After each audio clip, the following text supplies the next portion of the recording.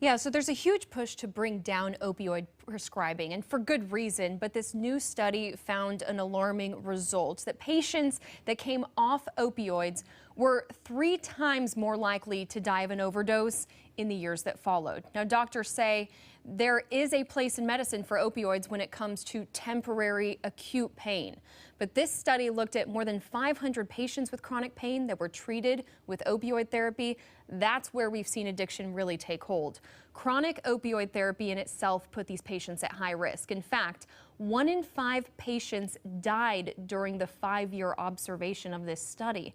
But the shocking part for researchers was that going off opioids made patients much more vulnerable to overdose.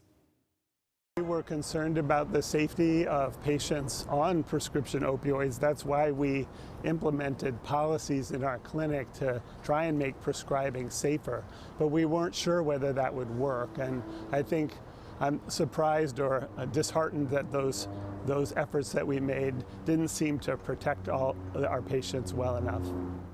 Basically, going off the medication reduced patients' tolerance, which put them at higher risk for a deadly overdose. They also found that when they stopped giving patients opioids, more often than not, that person would stop going to the clinic for pain treatment, so they weren't getting the care that they needed. Yeah, so what is the biggest takeaway, and what can doctors learn from this specific study? Well, so while it's important to look at lowering those prescription levels, it's also just as important to remember that the people who already have an opioid disorder. The UW says these patients were taken off opioids for a reason. Doctors worried about addiction, but Dr. Merrill tells me those patients still need to be thought of as high risk, and we need better ways to treat them. Well, I do think that there needs to be more investment in chronic pain treatment in our society. We don't do it well.